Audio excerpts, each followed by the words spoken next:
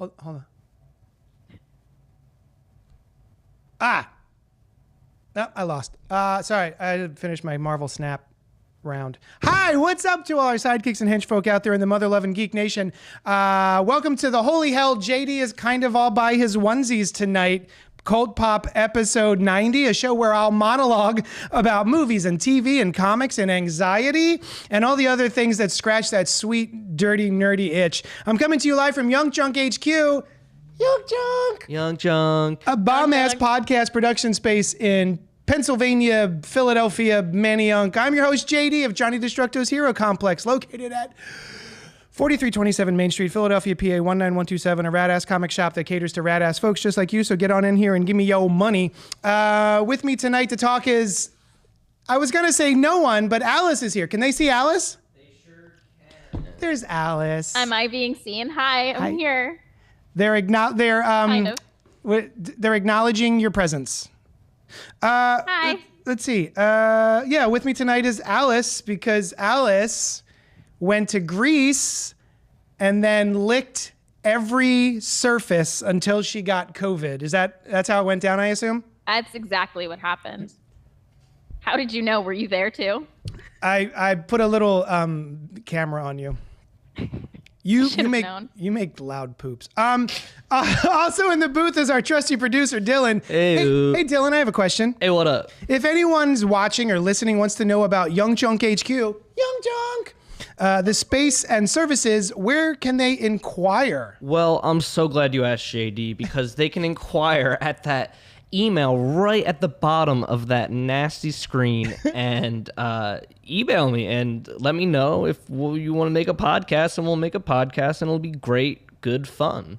I don't know if you all have seen, but we do the show here in Young Junk HQ, Young Junk, and Dylan will then make shorts. He will take our content that we do live, and then he'll just make 2 shorts a week for us, and then we just plop them on TikTok or YouTube or I don't know, Instagram stories, wherever people put stuff. And it's really cool. It's one of my favorite things about Young Junk. So yeah, it's very cool.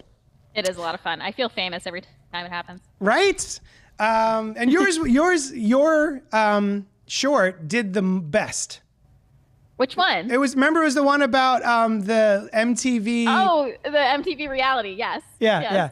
The one topic we never ever discuss on this show blew up because it was about MTV reality shows. God damn it. So speaking of the chat, which I haven't brought up yet, Christopher saying saucy goodnight's in there. I automatically assume everyone that gets Greece, that goes to Greece licks doorknobs because I haven't gotten it once. Maybe he meant everyone that gets COVID licks doorknobs. Oh, I see. Yes. That makes sense. I want to thank you for being here live. Get down there in the chat. You can also email us at cultpopgo@gmail.com, just like Christopher St. Saucy Goodnight did. We have a couple of emails, I think. This one says, and I love this. If you guys ever have an idea for what we should talk about on this show, email us and just ask, because we are susceptible to suggestion. Next week's episode should be about ... Blink Twice and Strange Darling. Never seen 2 automatic 5-star movies back to back that started off with me rolling my eyes before. But by the time I was finished, I was like, everyone needs to see these. Chris St. Saucy Goodnight. I don't know anything about Blink Twice or Strange Darling. Oh, really? Yeah, I've heard those words in that order before, but I don't know anything about the films themselves. Blink Twice is the one that's directed by Zoe Kravitz and stars Channing Tatum, and it looks really good. So is Channing Tatum being like a jerk? Like a creeper? From the trailer, yes. Nice. All right. I'd like to see him do something like that. That'd be cool. Mm-hmm. What's Strange Darling? Have you heard of that? That one I don't know. Yeah. I will tell you, Chris, that I have a 3-year-old and I can rarely get to 2 movies in 1 week. So maybe one of those will be our next movie. Avoid everything and see them tomorrow night. Okay. And he emailed us again, which I have in my little note app here. Okay. So he emailed us about Supergirl Woman of Tomorrow, which is a graphic novel from Tom King and Bilquis Evely from DC Comics. It is going to be one of the big projects that James Gunn is spearheading for the new DCU, set of movies and shows and what have you. So he's going to be adapting Supergirl Woman of Tomorrow. And Chris says, fun fact, I'm reading Supergirl Woman of Tomorrow in prep for the movie that's supposedly based on the book, and I gotta say, I kind of hate it. The premise for the creation of the book is flawed. In the preface, Tom King says he created it because his daughter wondered to him, what happens when a Kryptonian is near a green sun? But when you get to that chapter, you found out someone built this place as a trap for Kal. A green sun, kryptonite, and a world of monsters. Is she saying they built the sun out of green kryptonite? He isn't weakened by kryptonite because it's green. He's weakened because it's part of his home planet and the radiation of it reverts him to his physical state there. Unless Krypton has a green sun, and I've suppressed that knowledge. Just Googled. Nope, it's red. Halfway. I love that his emails are just like he's just dictating what he's doing, and then the computer just types it for him, I assume. Halfway through this book, I realized it's just True Grit with Supergirl. It's not even an original concept. Anyone want a $50 hardback only read once but despised forever? I'll cut you a deal. Seriously though, if this is the basis for Supergirl and All-Star Superman is the basis for Superman, then I'm gonna hate the new DCU as much as I hated the old DCU. I consider that a feature, not a bug. The fact that it is True Grit. Yes, it is not a original theme for a story, but it makes it very easy. Like, oh, hey, you should check this out. It's like True Grit if a Supergirl was in it. So it's just like a quick elevator pitch to get people to understand what it is. And so for anyone who doesn't know, True Grit is a novel and then was a Western and then was remade about 10 or 15 years ago, starring Jeff Bridges. And it's wonderful and delightful. Oh, and Hallie Steinfeld, is that her name? Hawkeye? Yes. Kate Bishop? She's in it. That's like one of her first roles, and she's amazing in it. And her dad gets murdered. She hires a drunken old cowboy to help her get revenge on the man who murdered her dad. And it's this sort of, are they called, I guess they're not road movies if they're on horses. But it's a Western where he goes to kill this murderer. And this is the exact same plot for Supergirl, except it's on a intergalactic scale. So I love the story. And also, with regard to the green sun, I guess they say it's a green sun, but I'm assuming because it's affecting Superman in such a way, it's not just because it's a green sun. It's because it is irradiating a very similar sort of radiation that affects Kryptonians in that way, right? So like it's a sun that spews forth that sort of radiation, even though it's not technically kryptonite. That was sort of my take on that scene. Alice, have you read Supergirl Woman of Tomorrow? No, I haven't, but I am a fan of Tom King. I read Batcat by him. Oh yeah, Batman. Very Catwoman. much enjoyed it. Yep. Yeah. I highly recommend. Supergirl Woman of Tomorrow is one of my favorite graphic novels. I love it. I highly recommend. I'll check it out. I still have to read the Wonder Woman one you got me. I'm looking at it, but I can't read. Another Tom King? I don't think it's Tom King, which I forget who wrote that one. Brian Azzarello? Azzarello? I can't read it from here. There's one by Brian Azzarello. I also really like. That one. So anyway, thank you so much for emailing us, Saint Saucy Goodnight. Let's see, what do we do now? I'm all by myself. I'm here. This is it's like talking to Max Headroom. Grandkids ask your grandparents what Max Headroom was. Hey, Cult Poppers, what's poppin' is the round of the show that I like to ask my friends what has been poppin' this week. Alice, besides going to Greece and having a miraculous time, I'm assuming. I did. It was great. And then licking all the doorknobs and getting COVID. What else have you been up to this week? What was poppin'? So it's a very long plane ride to and from Greece. Thankfully, to Greece, I slept most of the way, but coming back, I was wide awake and I was watching everything I could on the plane. One of those What things. service did you use? Was this something that was like through the plane, or did you just Yeah. like have stuff downloaded? Okay. A little TV on the seat in front of me. I was Nice. playing around with.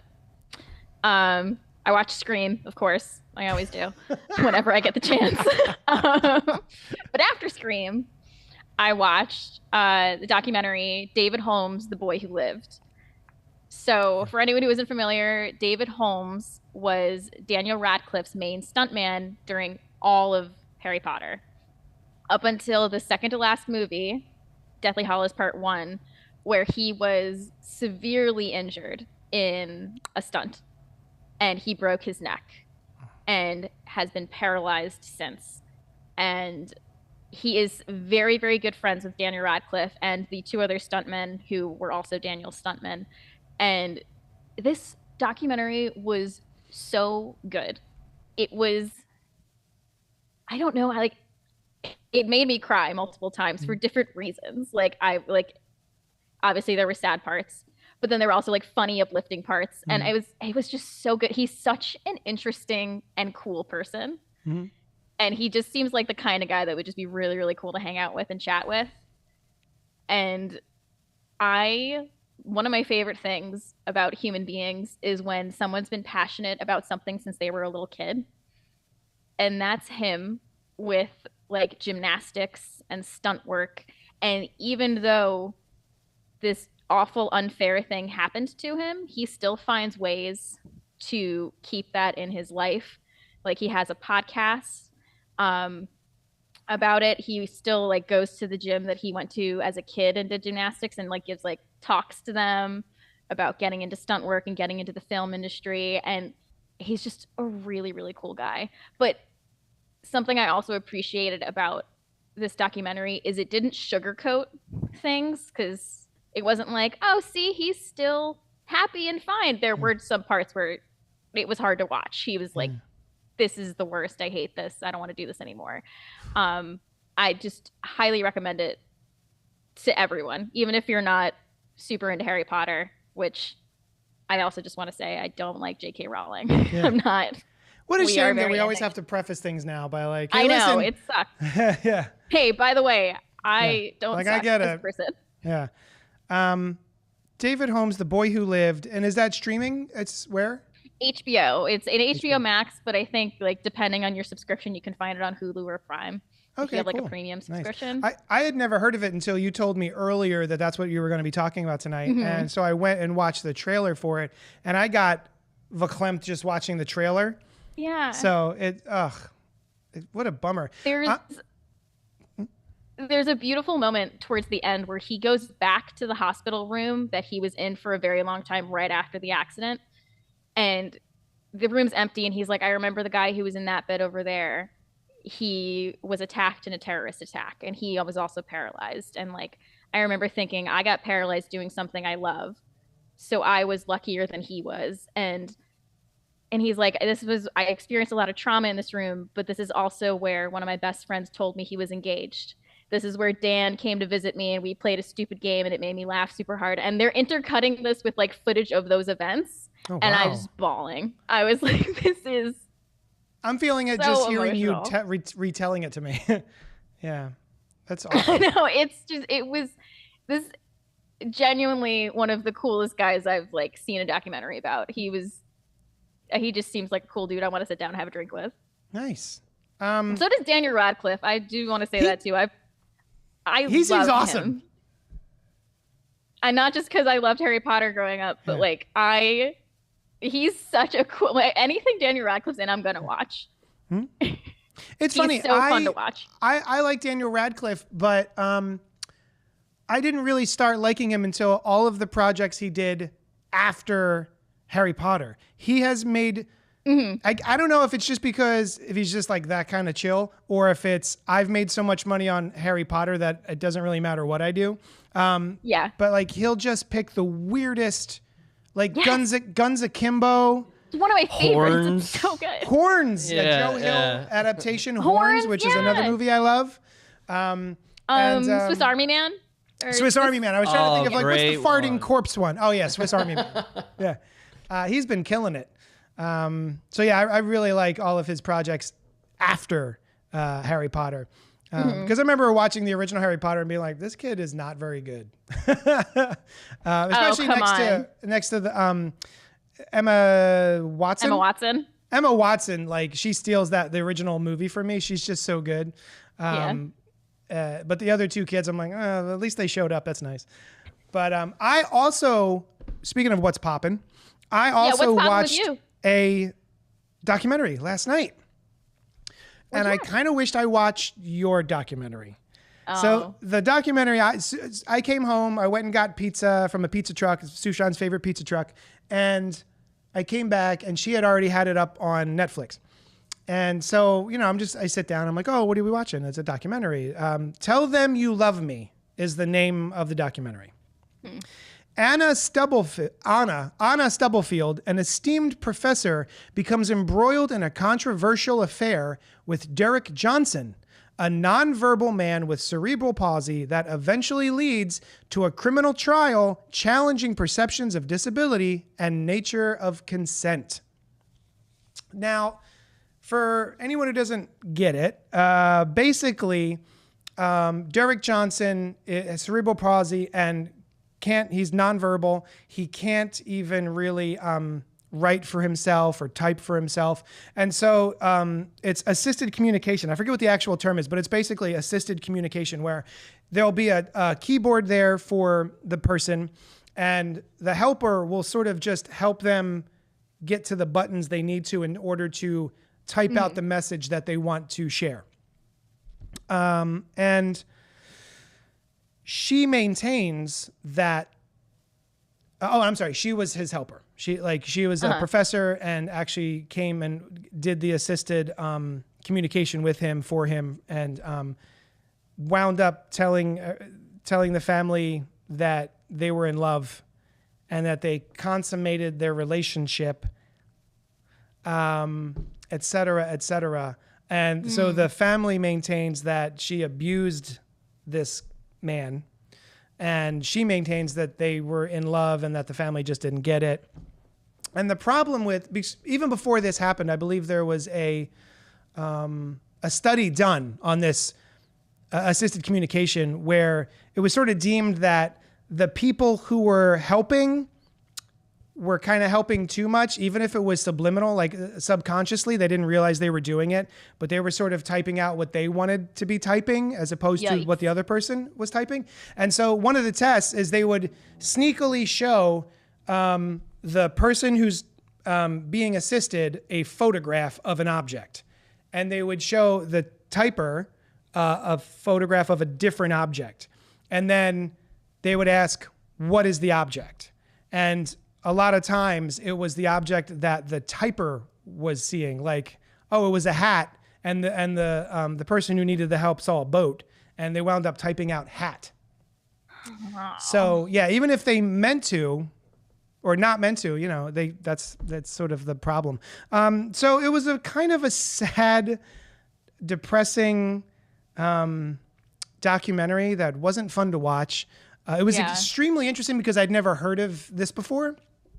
I haven't either. It's the first time I'm hearing of it. Yeah, it was really interesting, but it wasn't a feel good. It's not like everything shook out for the best in the end. But I won't give it away. But it wasn't all gravy. Yeah. So yeah, that was Tell Them You Love Me on Netflix. If you've seen either of these documentaries, please email us at cultpopgo@gmail.com and let us know what you thought. Did you want to also talk about something else that was popping this week? Yeah, literally today. Yep. I have COVID, so I'm sitting at home, and I was just watching Bob's Burgers, and I decided to watch something new. There are worse ways to spend your time than Bob's Burgers. I'm watching it almost constantly. It's like my comfort background show. Nice. But I saw Infinity Pool was on Hulu. Hell so I popped that on, and that was a trip.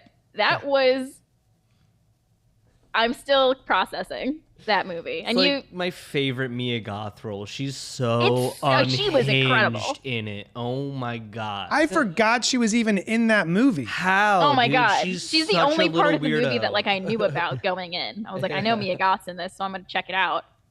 And her performance was insane. And Alexander Skarsgård And so it was directed by Brandon Cronenberg, who is the son of David Cronenberg.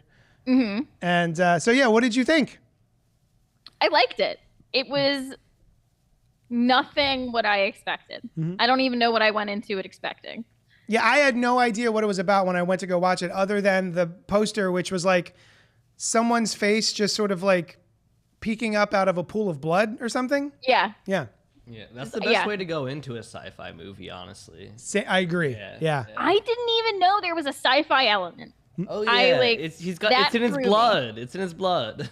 Yeah, I was just like, oh, it's gonna be like a murdery horror thing that happens in like a small resort, and then there's this whole sci-fi part of it. I'm like, this is not what I thought.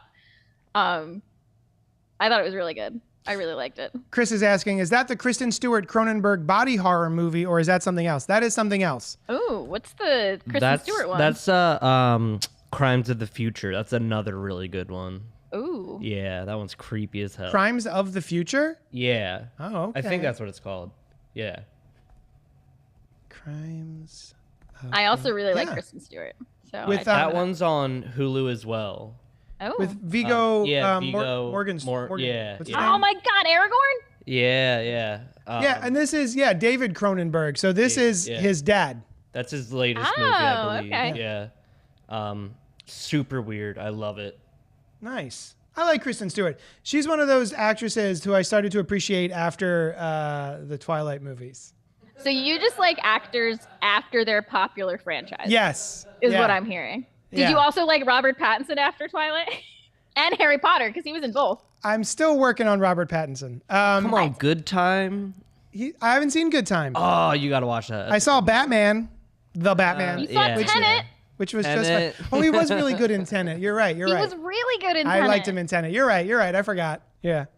Oh, man, I can't believe Mia Goth was in Infinity Pool. Shit.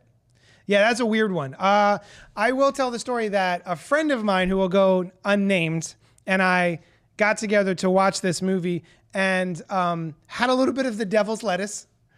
And we watched the movie and it was great. And then I went home. And then I want to say months later, the trailer came up or something and they were like, oh, I want to see that. And I was like, we watched it together on your couch.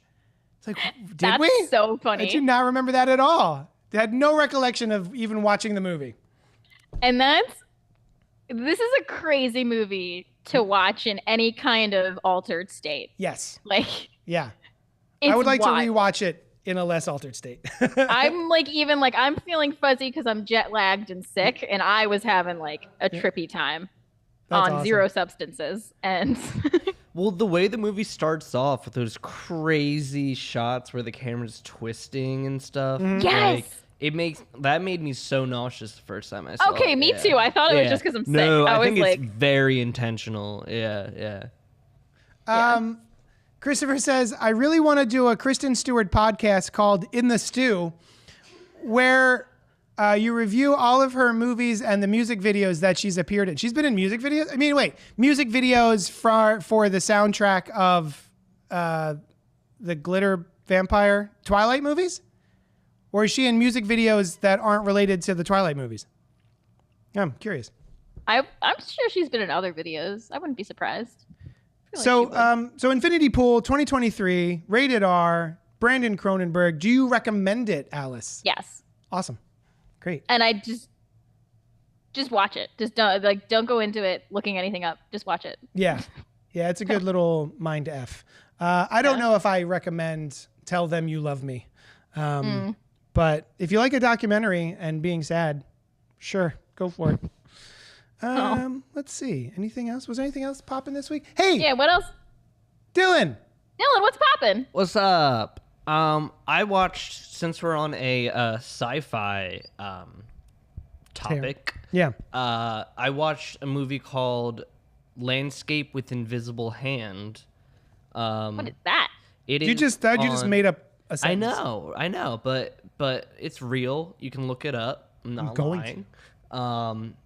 It is on Amazon Prime, and it is a very interesting little sci-fi story.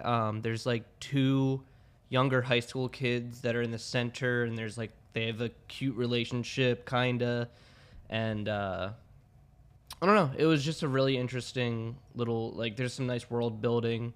It's sort of like, again, the less you know, the better. Yeah. But Oh, the cool. description it felt very much, the way it was, I heard about it, somebody's like, oh, it's kind of like a Black Mirror episode. That's what it felt like. Ooh, and I I feel do like okay. like Black Mirror. that's definitely pretty accurate, I would say. But it's basically aliens occupy Earth, and they just sort of are peacefully... We sort of welcome their technology because it's so much more advanced than ours. And so they're sort of always kind of peacefully surveying us and whatnot. Oh, okay. It's very interesting. I see it's Is got... there anyone that we'd recognize in it? Yes. William Harper. Sheedy Oh, from... yeah. Is that The Good that's Place. his name? The only person Oh. I knew by name was Tiffany Haddish. And Tiffany Haddish. Yeah. Oh, okay. Yeah. And Michael Gandolfini of the son of James Gandolfini.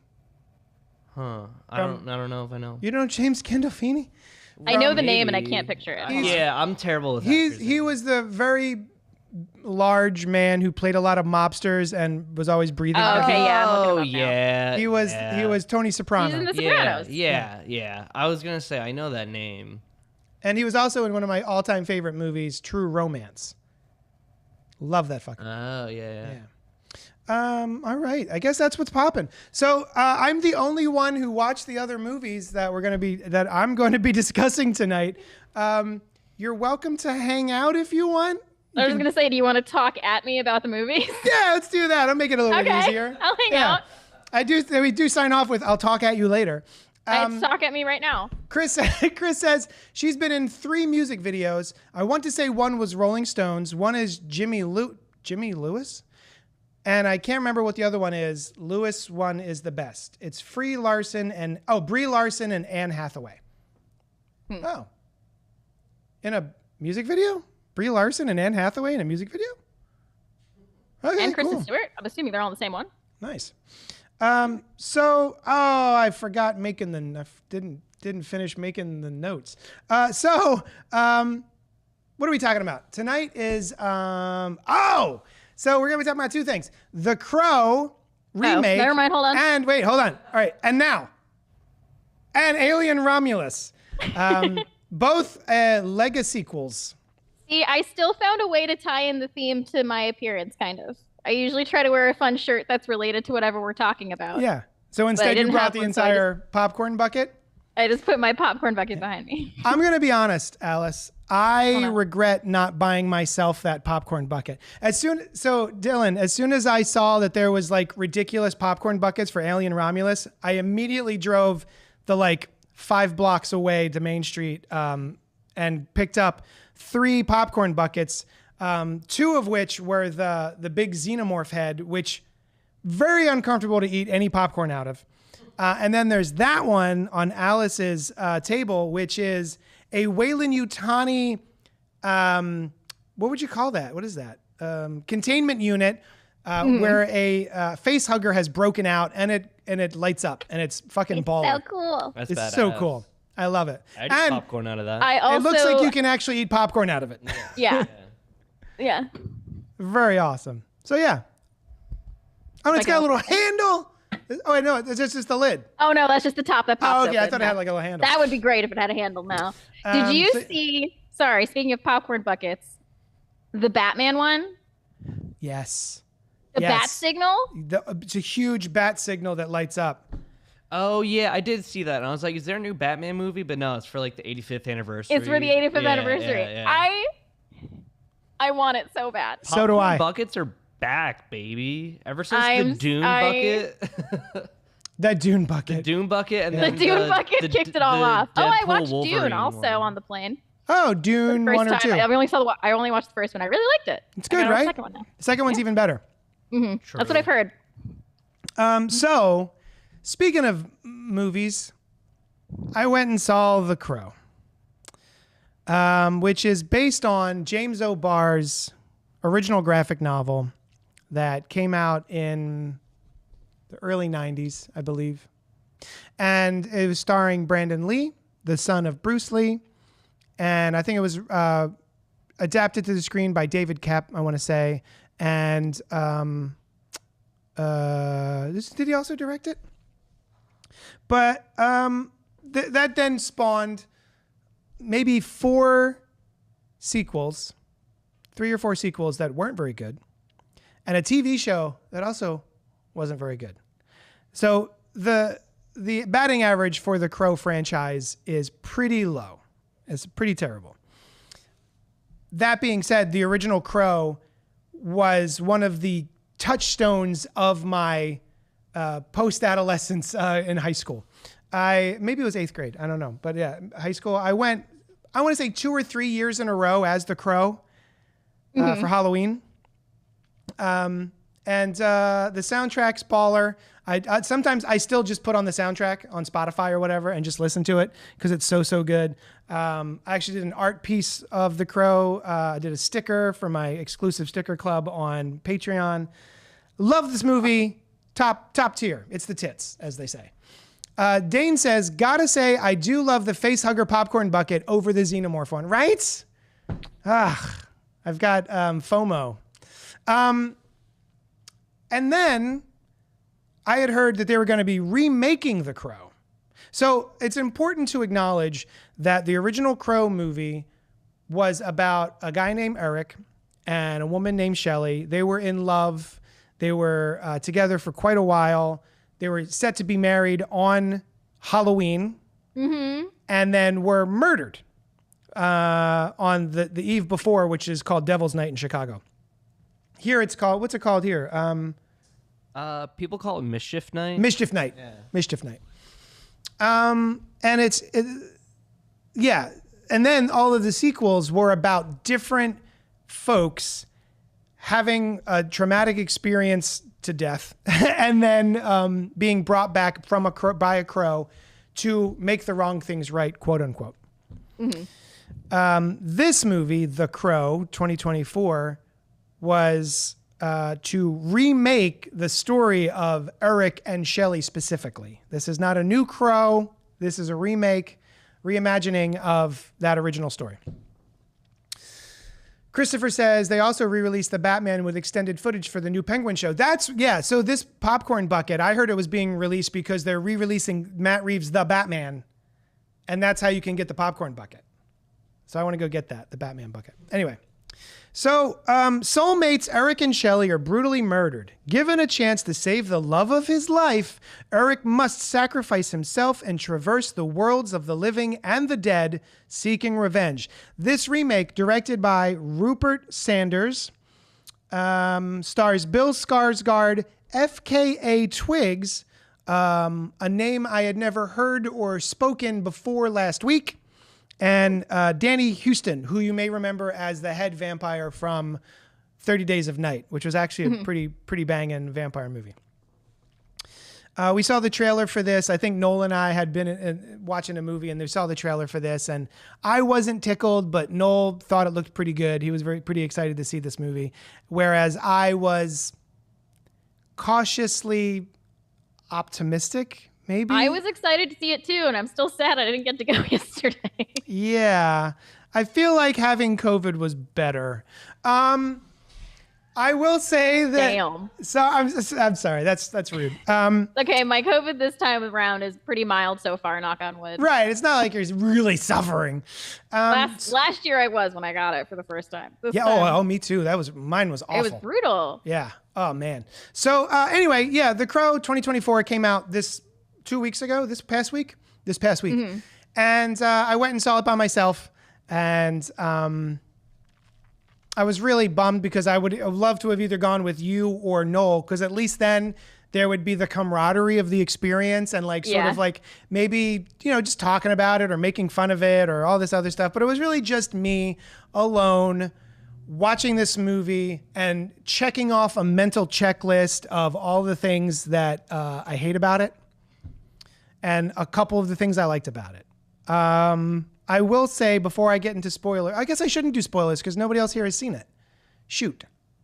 I don't want to speak for Dylan. I don't mind. There's also not much to spoil. Yeah, I'm not. I'm not gonna go see it in theaters. Okay.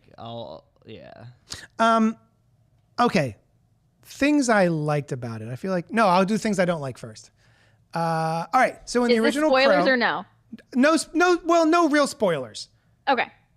Just sort of like overview stuff. I don't care for me. I just wanted to warn everybody watching. I want to say that, like I said, the original movie was about Eric and Shelley, people who had been together quite a while. You could feel that they had a connection, even though it's really you only see them through flashbacks, that they had been living together for a while and were about to get married.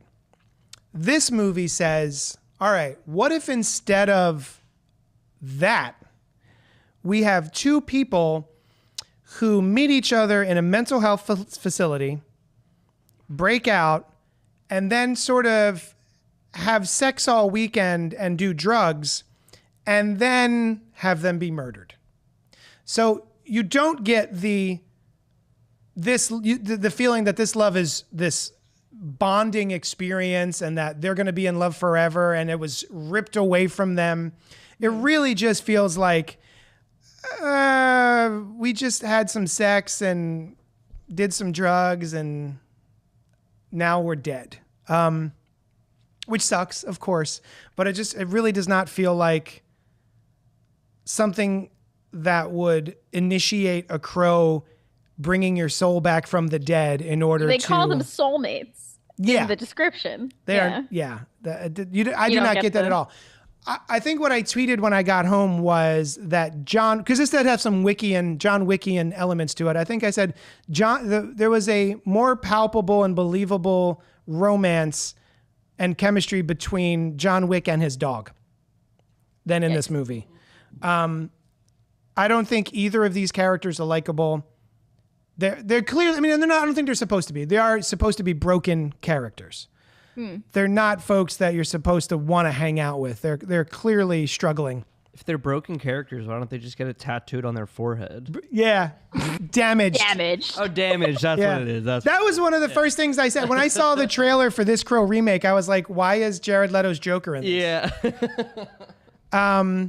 So yeah, it's decisions like that. There's also, and I don't think it's a spoiler to say, there is an entire sequence in an opera house where an opera is going on.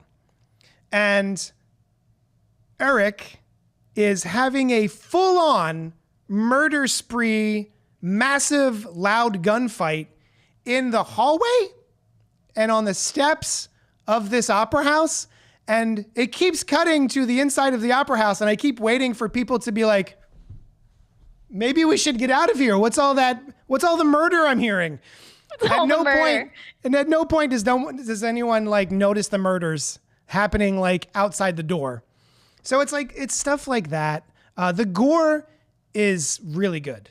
I will say there are some really cool bits. That's what got me in the trailer excited. Like that's what got me excited. There's one part in the trailer I remember. I think it's in the opera house. He's sitting on this. He's like kneeling on the stairs and just getting like blown away. Yes. Yeah. But then like stands back up, and I'm like, this is cool. Yeah. There's just like blood all over the stairs. It is pretty cool that he's using a sword for some reason for some of this. It just differentiated, I guess. But I will say that Bill Skarsgård does. I saw this tweet that he just gets hotter throughout the movie, and I was like, that's true. That's true. He just starts off sort of like meek and kind of annoying, and then by the end of the movie, he's like super ripped and covered in blood and ink. And I'm just yeah, that happens when you die. Cool. You just get really jacked. Yeah. I'm just kidding. So yeah, FKA Twigs. I checked out some of her music before going to this. Oh, she's a pop star. Mm-hmm. I went and checked out. Also, I believe dated Robert Pattinson. Oh, really? I bring up Robert Pattinson every time I can. She yeah, did. and Shia LaBeouf, I think, Shia and LaBeouf, that was not great. Shia LaBeouf was not nice to her. Also Mia Goth. Talking about that, he also was with Mia Goth and not nice to her either. Oh. Yeah, he's not a nice guy. That sucks. No. Yeah. So yeah, I can't. Robert Pattinson though. I can't. I can't recommend this movie to anybody. I love FKA Twigs music personally. Do you? Wonderful. Oh, I'm glad to hear that. Yeah, it's cool. It's like very different style experimental pop, and then like she's a wonderful performer too. She does like a bunch of like pole dancing and like gymnastics and stuff. Yeah. Oh, fun. Oh, On her sick. like live shows. That's cool. Yeah, she's awesome. I'll be honest, I only listened to the first 2 songs at the top of her Spotify playlist, like the most streamed songs, and I was like, well, this isn't for me. yeah, it's definitely not for everybody. And it was like, What's the genre? It's definitely like modern experimental electronic pop type thing. Oh, cool. Yeah. I might like that.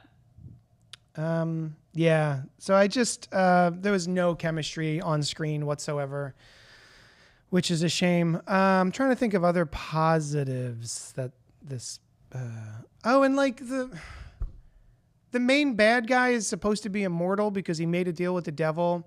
And you're Okay. like, oh, I was gonna ask that because I picked up on like something supernatural happening with him yep, in the trailer. yep. Yeah. And I thought, oh, okay, well, this would be cool. It'd be like super hard to kill this guy. And to quote another YouTuber, it was super easy, barely an inconvenience. Yeah, the way he went down was pretty easy. So I feel like they did put some effort into it. I think that Bill Skarsgård and FK Twigs did put some effort in. It didn't connect with me emotionally at all. And I'm just chalking it up to the other 2-star sequels that have come out since the original Crow.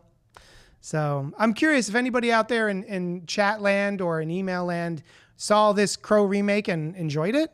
Please email us at cultpopgo@gmail.com and let me know, because I would like to know what you saw that I didn't. And also, did you see the original? What's that? I still might go see it. I'm I hope really you love curious. it. I hope you love it. I hope you're like, this is the best shit ever. Because you want to make fun of me? Yeah. You want to be like, you have horrible taste. Yeah, dummy. So yeah, I don't recommend it. However, I did see Alien Romulus. Bring up the bucket. There it is. There's the bucket. Starring Kaylee Spaney, Isabella Merced, Eileen Wu, Archie Renault, David Johnson, Spike Farron, and Daniel Betts. And it is directed by Fede Alvarez. So I was legit stoked for this movie because Fede Alvarez did one of my all-time favorite remakes, which came out of nowhere. I didn't expect to enjoy it at all. And I wound up, it's just top of the list for remakes for me for horror movies. He did the remake of Evil Dead. Ah, yes, that's right. God damn, that movie slaps. He also did Don't Breathe, which is another really good one. Also, is that Micah Monroe? Is she in that? Oh, I love Micah Monroe. That's Oh, no, the one it's about Jane the Levy. blind guy, right? Jane Levy. What's that? That's about the blind guy? Yeah. Yeah. Yeah, that was another good one. But yeah, the 2013 Evil Dead remake, where they sort of have a gender bent Ash and a whole new group of people go to the cabin. And it is, as much as the original 2 Evil Deads are a gore fest and over the top disgusting to comedic effect, this movie is that, but not to comedic effect. Other than watching it and being like, holy shit. It's kind of funny how awful this is getting. Have you seen Evil Dead Remake, Alice? No, I haven't seen the remake. I've talked to you about it before. I know I need to see it. So goddamn good. I mean, I have time now. I have COVID. Maybe that'll be my next watch. Dylan? No, but yeah, I'll add it to the list. It's so good. It has one of the most gnarly finale fight scenes I've ever seen in my life, with the blood rain and everything. Oh, it's so goddamn good. Hell yeah. Dane is in the chat saying, I am here to support you, JD, for this Alien Romulus chat. Thank you, Dane. I appreciate that. He was in Hero Complex earlier, and I was lamenting how I'd be by myself. I didn't expect you to be here on the big screen, so thank you, Alice. And Dane and Christopher and everyone else that's hanging out. So, Alien Romulus right into the mic, but came out 2 weeks ago. While scavenging the deep ends of a derelict space station, a group of young space colonists come face to face with the most terrifying life form in the universe. Directed and written by Fede Alvarez, Dan O'Bannon, Rodo Sayugas. And this is another sequel of I want to say a franchise that I would have said previously had more misses than hits. But as I'm revisiting a lot of these movies, a lot of these Alien films, I'm actually quite enjoying a lot of them. Alien 1 and 2, obviously, some of the best films, horror films ever made. I think I was Alien watching 1 Aliens before this started. Oh, but yeah? Aliens? I didn't get all the way good. through it because it's such a long movie. So I'm like is. halfway through it. Yeah, but It's that so movie's good. so good. It's so It's good. so good. In the same way that Terminator has, Terminator number 1 is a really good horror movie, and then Terminator 2 is a really good action movie. I feel like Alien and Aliens, same exact thing. Yeah. Alien, perfect horror movie. Aliens, perfect action movie. And Agreed. yeah. Yeah. And, Absolutely, yeah.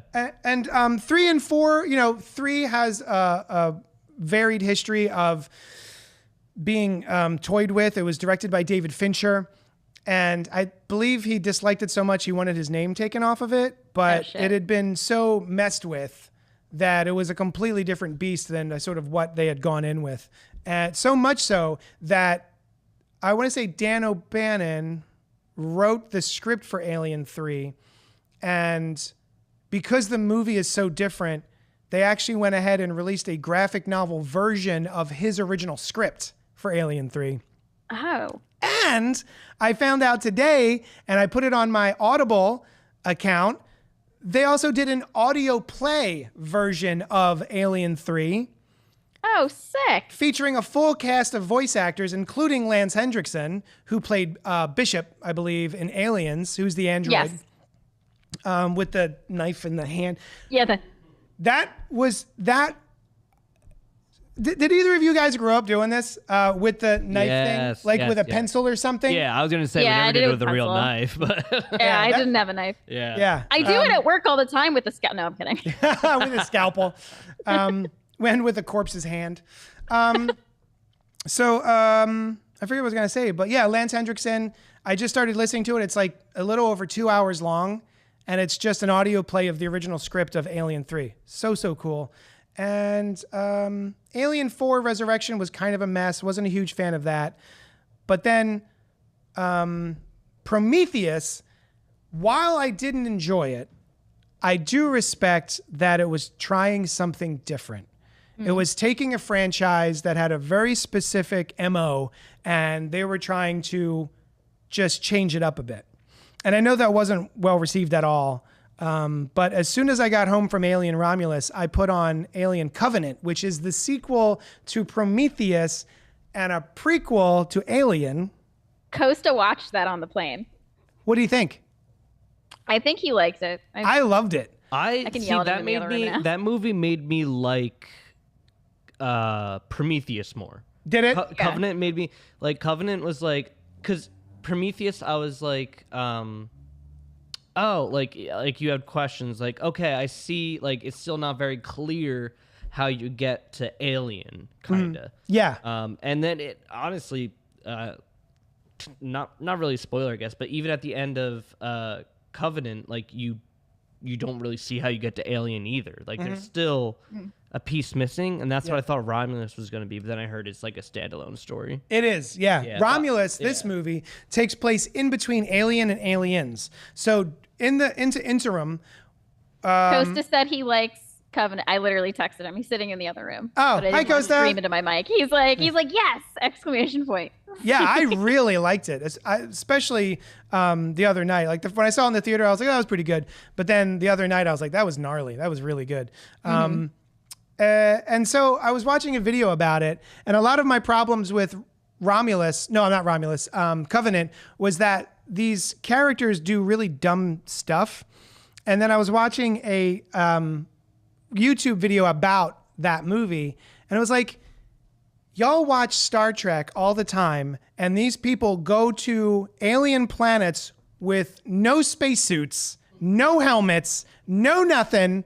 They just beam their shit down there and they just start breathing atmosphere, hoping that they're not going to get aliened, xenomorphed. And, these people don't know they're in a horror movie. So, of course, they're going to do,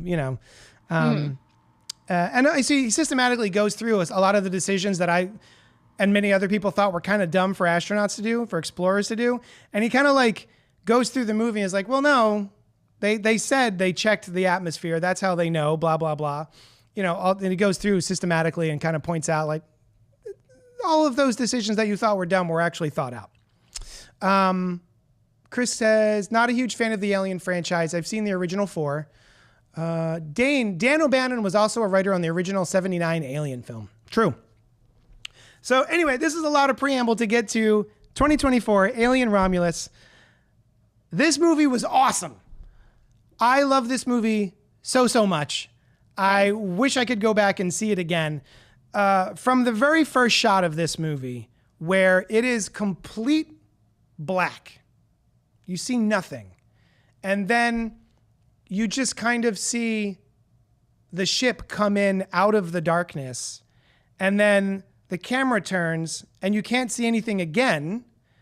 And then you realize when the ship turns on its lights, its high beams, I guess, that it is now in front of a giant wreckage. And there's just floating wreckage everywhere that you can't see until they turn their lights on, their searchlights. And then the end of the movie is a reverse of that, of just we're going back out into this darkness. And I just love the bookend of those two shots and sort of how bleak it is. So like from the very first shot, I was like, oh, I feel like I'm in good hands here. And then the cold open I thought was also very good. The big reveal right before Alien Romulus comes up was awesome. I think it ties into Alien, the first one, in really fun ways. There is a character who shows up. I don't know if it's a spoiler, but there is a character who shows up who has...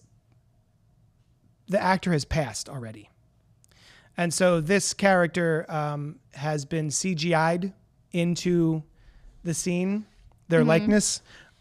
And so a lot of people were upset about that. And I was like, oh, I didn't mind. I thought it was pretty cool that he came back. Yeah. Not realizing he was dead. I forgot the actor had passed. And then I was like, oh, I guess that is kind of weird. But it turns out that the estate and the family of this actor were like, oh, he loved being in these movies. He loved being an alien and would have been delighted to return for this. We're 100% sure, so go ahead. And the way this character is brought back works. And I won't say why, because it'll spoil who the character is. But it's one of the rare times that they've got a CGI version of an actor in a current movie after they're, posthumously, that I think works. Tarkin in Rogue One was horrible. Examples like that, I just not usually a fan of it.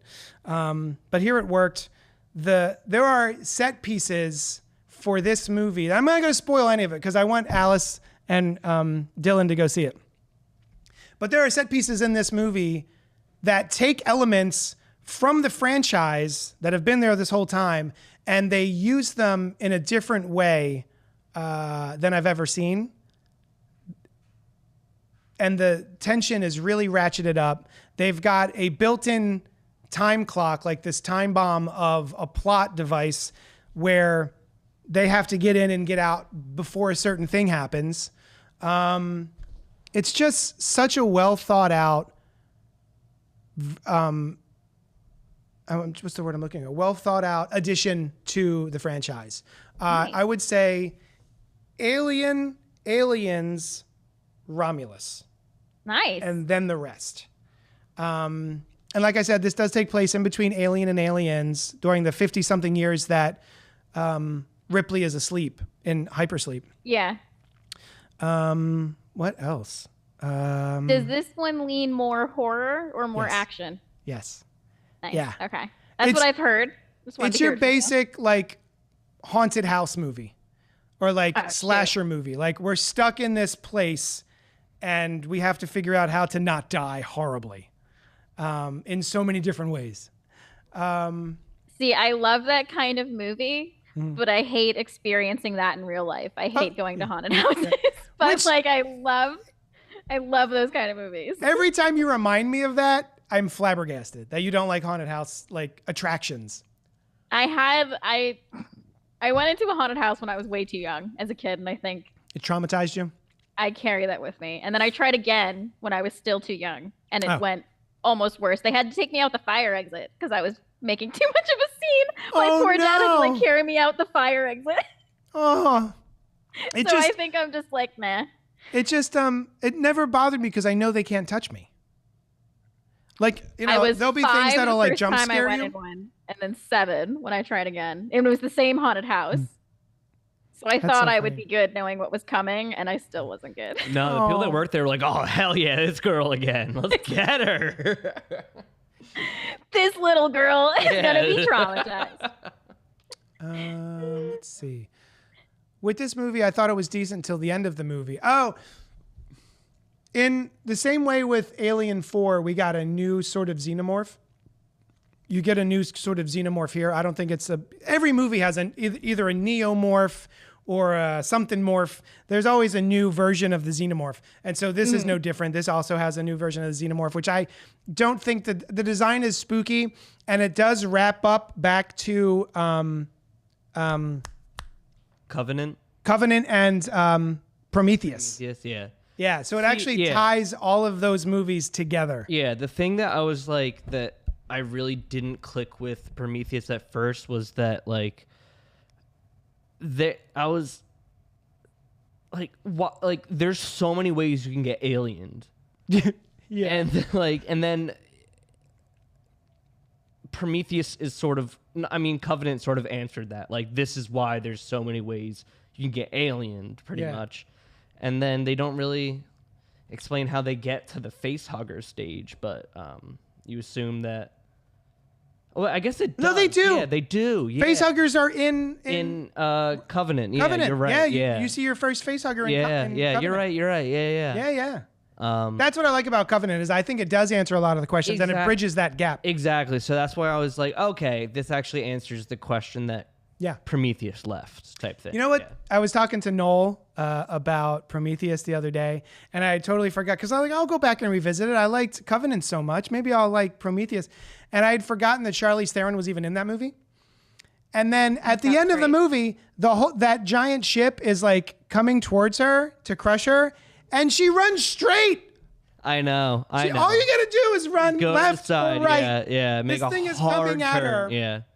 It's like falling. Yeah. She wasn't great in that movie anyway. I don't think. No. I love her, but I think she was kind of misused. Very. Yeah. I definitely think her character was very flat. Yeah. So, and Dane says, I do appreciate the new approach / way they use the face huggers. There's a very tense scene with the face huggers, like a whole room filled with face huggers. What is it? Or is it a spoiler? What's that? What is it?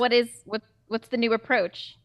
Just having to make your way through a room filled with face huggers. Like trying to get through them. Okay. Yeah. They also do a very cool move with the acid blood that an alien has and how to avoid that. God damn, it's just so cool. I really want to revisit it. Also, you get a interesting look at the Weyland-Yutani miners and all that. So like Aliens is well known for being sort of like space trucker, blue collar horror movies, right? So like everybody except for Prometheus, where it's like, oh, Weyland, who's a billionaire, you know. Yeah, and it's like scientists essentially. Yeah. Most of the alien films are about sort of almost space truckers, like haulers and scrappers and stuff like that. And you find out kind of what happens to their kids. Like once you are working for Weyland-Yutani, the big corporation that's sort of creating these monsters, your kids are also kind of indentured servants, and you have no choice but to work for them until you paid it off. And so this movie is about a group of kids that are trying to sort of escape the clutches of this corporation and just like strike out on their own and become their own people. And so this is basically, the beginning of this is a heist movie. So yeah, it's very, very cool. There's so many great elements to this movie. Do you need to see all the other Alien movies? Not at all. This? Not at all. But if you have, there are a ton of things in this movie that you'll be like, ooh, what, ha. Especially with the end and the new version of the Xenomorph ties back directly to one of the other films. But you don't need to know that. But you might be like, why does that Xenomorph look so weird? Yeah. Oh, Costa's in there. Recently started playing Alien Isolation. Worth the play. Costa, my man. That game is so goddamn good. I was because Sushan was asking me, we're brushing our teeth, and she was asking me, so when does this movie take place? And I was like, oh, okay, it takes place between Alien and Aliens. And I was like, oh, I think Ellen Ripley, Sigourney Weaver's character, is in hypersleep for like a good 50 odd years. And I'm pretty sure, because I haven't seen Aliens in quite a while, I was like, I think she's in there so long that her daughter grows up and dies before she wakes up. Which is exactly what happens. And in Alien Isolation, you play as her daughter, Amanda Ripley, during the interim between Alien and Aliens. It's awesome. Cool. And that it's a first-person shooter, which is not usually my cup of tea, but it is so taut and thrilling, and it makes your heart beat. It's so good. Alien can pop out at any time, and they're really tough to kill. Ooh. I would like to rewatch or replay Alien Isolation. It's so good. Oh wait, was that a spoiler? I don't know. Oh, which part was the spoiler? Come over and play. Aw, Costa, that's nice.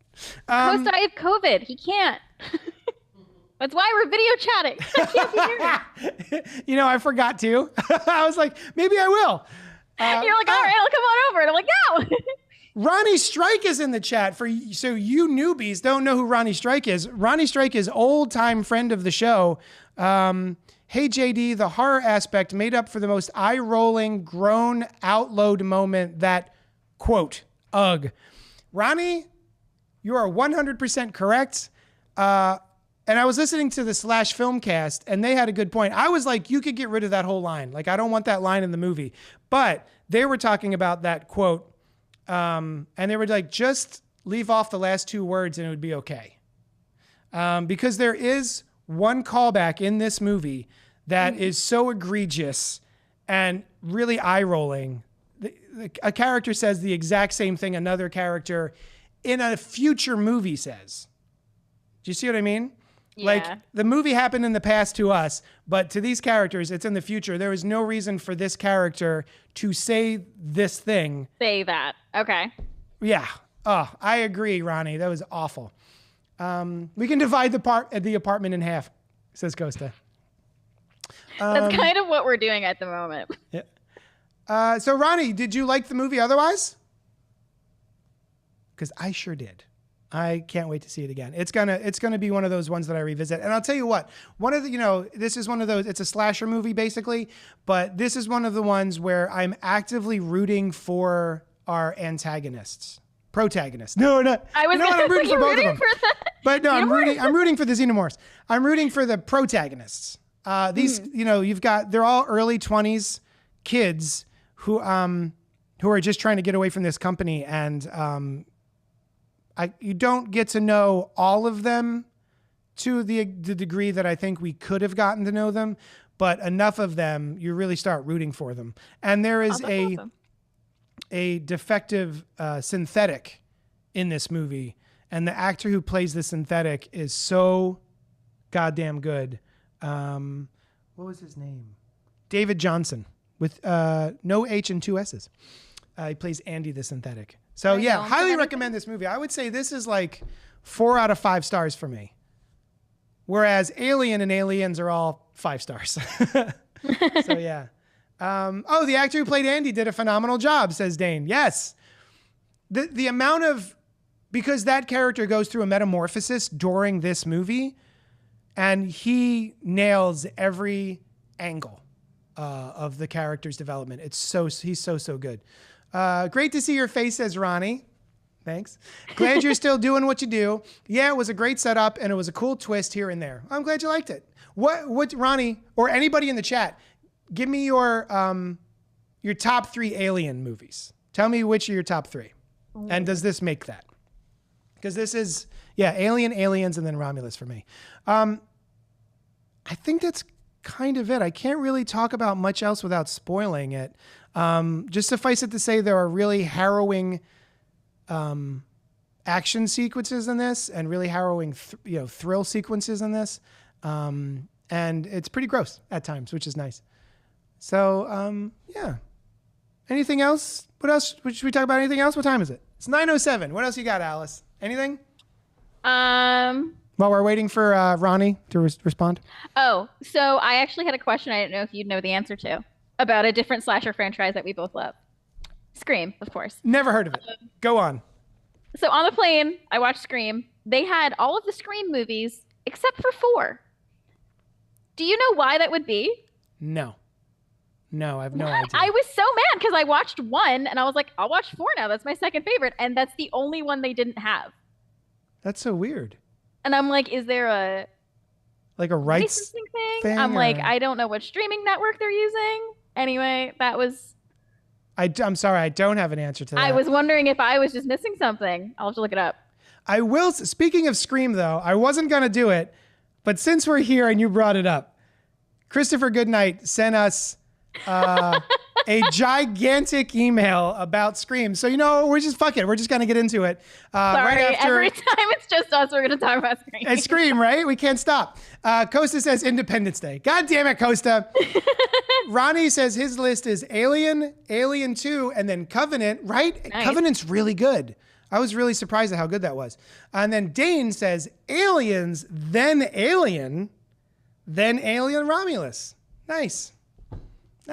Oh, for people who like Aliens, there is a What If Marvel comic right now called What If Aliens, and it's about what is his name in Aliens 2? The real prick who betrays them, played by the guy from Mad About You. Shit. Dead air while I look this up. Doop doop doop doop doop. Paul Reiser is the actor. Wait, what's his name? Paul Reiser is the actor. Paul Reiser. So yeah, I it's forget his basically name in the movie, but a what if comic about that character from Aliens. Burke. Thank you, Dane. Yeah. Burke. So yeah, if you're interested in that, check it out. Also, I can't believe I even need to say this yet. Alien versus Avengers came out this week by John Hickman, one of my all-time favorite comic book writers, and Asad Rabish, who is an awesome comic book artist. This is a top-tier Alien comic where it's Alien versus Avengers. And at first I went, who cares? It's the Avengers. None of them are gonna die. No one's gonna get chest bursted. Unless it is a multiversal Elseworld story where it's not the main 616 Marvel. So everyone's fair game, which is awesome. Oh, I love that. Check out Alien versus Avengers, which came out this week. Issue 1 dropped. I want to say it's probably 4 or 5 issues when it's all done. So all right, Christopher St. Saucy's good night email, and then we'll get out of here. It's more than just the picture with the bangs? Oh, yeah. That's why I laughed so hard when you brought it up. No, this is an entirely different email. Oh, okay. I can do a whole episode of Scream with me and Alice and Noel and you if you want to zoom me in, but I will also write this email. Yeah, you know what? It's true. If we're going to do a Scream episode, Noel has to be here. Yep. Scream 3 was the first one I saw in theaters, so it's nostalgia. Oh, that makes a lot of sense. Right. Because that's also part of the reason why I love 4 so much. It was the first one I saw in theaters. Oh, wow. Yeah. So for anyone who doesn't know, Chris had come in, had emailed us and let us know that Scream 3 was his favorite Scream movie, to which I said, bullshit. Because that is the worst Scream movie. But knowing that it was your first Scream, I get it. Okay. That makes sense. Valid. It's also the first one I saw without knowing who the killer was. Okay. All right. That's also really the same thing with me with 4. Seeing all the other ones, I already knew what was going to happen because they were out for a while. I will say I saw Scream 1 in theaters opening night, and that shit blew my mind. I couldn't believe who the killer was. I guess it's not a spoiler, killers. And then 2, I was surprised by the killers, but I didn't care. I really didn't like Roseanne's sister, who's Billy Loomis's mom. Roseanne's sister. I just Nancy knew her as Loomis. Roseanne's sister from the Roseanne TV show. And then the third one, the reveal was so goddamn, like, what's the soap opera ridiculous. Like, oh, it's a secret brother that no one knew about. Shut the fuck up. Okay. I also like how Scooby-Doo-ish it is, Scream 3. And looking back, it's Me Too before Me Too. They knew what a piece of shit the producer was, and this was the writer calling them out. Also, Carrie Fisher and Jay and Silent Bob. So, I do love the Carrie Fisher. Yeah, she's great. I hate that Jay and Silent Bob are in this movie, but I do like that it is Me Too before Me Too, that it was actually making a statement about Hollywood and how it feasts on young actors and actresses that are coming there and then just spitting them out. And a great performance by the killer both before and after they are unmasked. And Parker Posey is phenomenal. I will say Parker Posey is phenomenal. With the first one, I wasn't big into horror at the time, but I kept seeing the trailer, and so I asked my brother who the killer was because I assumed it was David Arquette due to him holding the mask in the trailer. My brother told me no and spoiled me on everything. When I watched the movie, I was shocked at how bad Billy and Stu were at hiding their guilt. I don't care about the big death at the beginning because I have no love or nostalgia for that actress. I will say, one of the fun things about Scream 1 is that Billy and Stu are clearly the killers. And you think it's a red herring the whole time. You it's so clear that they're the killers that there's no way they're the killers. So they make you second guess it by giving you kind of the answer. And also, I just love the sequence where they're in the VHS, like the blockbuster. Oh my God, and Randy's working. Oh, it's so And then great. they're about to murder Randy. Yeah. And make out. They're about to make all out at and then once. murder Randy. With the second one, I made him tell me again. I can't remember if he told me both characters or not, but I knew watching the movie that it was Billy's mother. Still, it was some great performances from both killers, and it was more Liev Schreiber as Cotton. I do love Liev Schreiber as Cotton. Cotton Weary. It does overhype a certain line in Aliens, which subsequently ruined my enjoyment of that movie when I saw it, but still, the climax of the movie, which basically starts with Dewey and Gale combing through the footage all the way through that epic crane shot of Sid handing things off to the hero with the great final music. 2's fatal flaw is making Randy an incel before there was a word for it. I'm still not over Randy's death. With 4, great gag opening with the 2 openings of stab movies and then the real opening. So good. And a fantastic performance by the killer after Sidney is presumably killed. 5, I love at least one of the killers, and I like a lot of the ideas. I think some of the actors weren't great, but the ones that stuck around were improved in 6. Also, it has 2 great songs that I immediately downloaded on iTunes upon leaving the theater. Nice. With 6, I love the opening, but I think one of the killers was great, and I think one of them had the worst line ever in Scream history. I think the apartment scene is fantastic. The ladder scene, I love that. Yeah. I could spend hours in the shrine, and it leaves me longing for the days for DVD extras. I agree with a lot of this. Yeah. Yeah, man. I want to go watch some more Scream. God damn it, Okay. Alice. Well, now, all right. One more thing about Scream. Sorry. Go on. So I rewatch Scream multiple times every year. It's just like one of the movies. It's my comfort movie. Comfort movie. So I watched it on the plane because I'm an anxious flyer, and it's my comfort movie. And I'm noticing while I'm watching it something that's probably really obvious that I've never noticed before is how similar Cotton Weary looks to Billy Loomis. Have you ever noticed? No. There's a shot when they show him in a police car, and he has the same greasy, slicked back hair as Billy. Interesting. And the whole story is Sydney thought she saw Cotton leaving wearing his coat after murdering her mom, but it was really Billy. And then there's a part right before Billy gets fake stabbed where she's looking at him and she just goes, "Oh my God." And then she goes, "Oh my God, someone's behind you." So I think she's clocking that he looks like Cotton because he's like, "Do you really think I could be a killer?" And she looks at him and he's like, "Oh my God." And then it's before you see Ghostface behind him. And then she goes, "Oh my God, he's behind you." And Alice, Thank you. I watch Scream way too much. Legit, since what, 96 when that movie came out? Since Yeah. the movie first came out, I've never been able to grok why she does that first. Oh my God. Okay, me either. And then I'm looking and I'm like, oh my God, it's because his hair like falls in his face just like Cotton's. And I'm like, oh, it's because he looks like Cotton.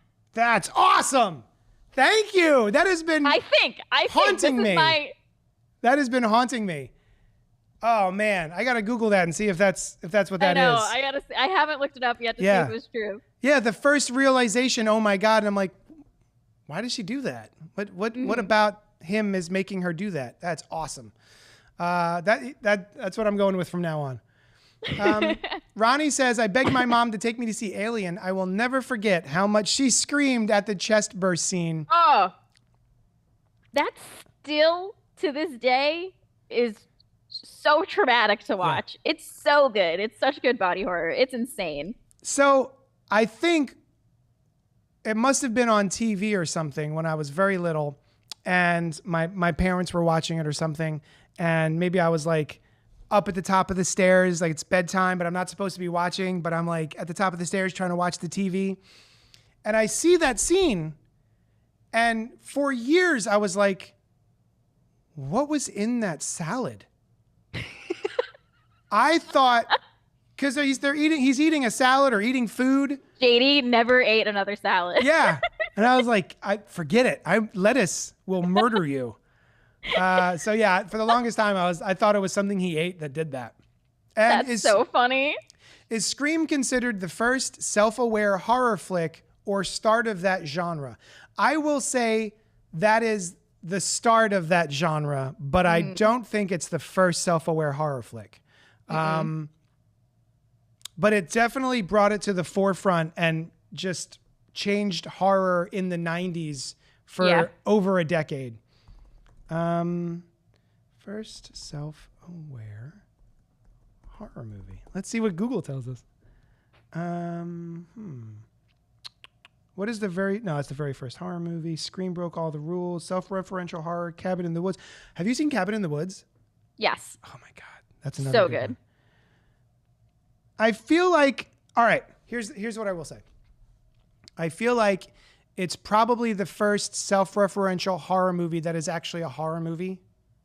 I feel like anytime it was done before this, it was probably to comedic effect. Like it was a movie referencing being a horror movie, but it was more of a comedy, right? Yeah.